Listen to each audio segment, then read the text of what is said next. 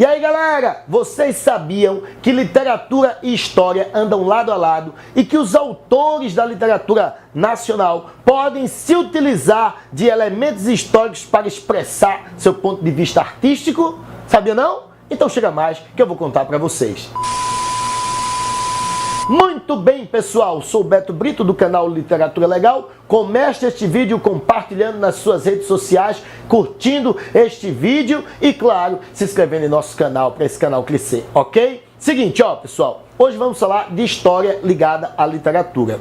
Ao longo da literatura brasileira, nós podemos utilizar inúmeros textos que remetem a processos históricos. E é importante a gente ter essa capacidade de identificar esses elementos históricos nesses textos. Começo eu falando sobre a primeira obra considerada da literatura brasileira.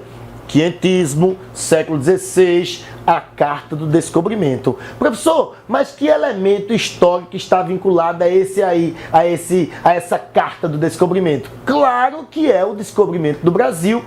O descobrimento do Brasil, certo, que se dá no ano de 1500, é relatado na carta de Pero Vaz de Caminha ao rei de Portugal, Dom Manuel.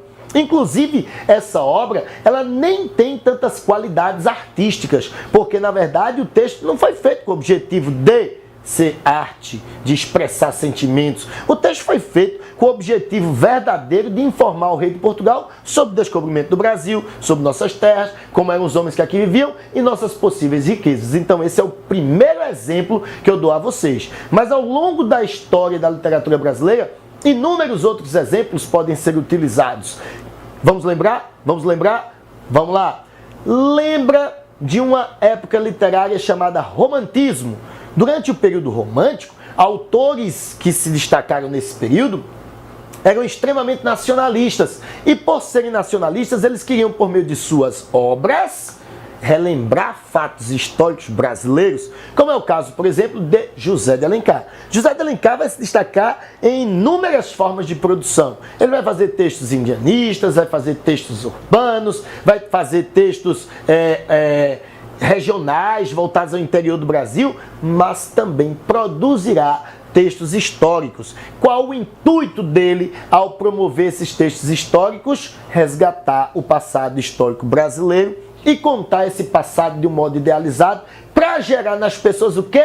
O sentimento de amor à pátria, que é o que chamamos de nacionalismo. Aí você diz, por que isso, professor? Porque o romantismo se dá logo após a independência do Brasil. E este fator contribui para a criação, certo, de identidade nacional. Eu vou gerar nas pessoas o sentimento nacionalista para gerar uma certa identidade nacional. E aí eu posso destacar para vocês obras do José de Alencar, como por exemplo a Guerra dos Mascates. A Guerra dos Mascates reproduz um episódio histórico brasileiro. As Minas de Prata, que é do próprio José de Alencar, que faz uma referência à descoberta de pedras preciosas no interior do Brasil, a ação dos bandeirantes. Tudo isso é história brasileira, tá certo? Professor, mas esse momento foi um momento bem fantasioso, não é? Onde os autores idealizavam a nossa realidade. Mas nem sempre que tratamos de processos históricos foi feito de maneira fantasiosa. Eu vou lembrar uma outra época, um período chamado pré-modernismo. E aí, nesse período pré-moderno, em 1902 especificamente, Euclides da Cunha escreveu uma obra chamada Os Sertões. E essa obra, Os Sertões, ela reproduz um fato histórico nacional. Que fato? A Guerra de Canudos. E outra, digo mais, denuncia isso de maneira bem realista, expondo os problemas sociais brasileiros do seu tempo. Então, início do século XX, período ali, daquela república das oligarquias, república do café com leite, grandes latifundiários defendendo seus interesses à frente do Brasil, e ocorre a Guerra de Canudos. E o autor vai lá e denuncia, vai reproduzir esses aspectos históricos. Então, já falei do quinhentismo, século XVI, falei do romantismo, século XIX, estou no início do século XX, no pré-modernismo, mas no período moderno também teremos. Vale lembrar de um autor gaúcho chamado Érico Veríssimo. E Érico Veríssimo era um autor regionalista que se destacou na segunda fase do modernismo, que também teve por interesse resgatar seus processos históricos. E aí misturando fantasia com realidade, ele vai contar a história da formação do Rio Grande do Sul, numa famosa obra regionalista chamada O Tempo e o Vento.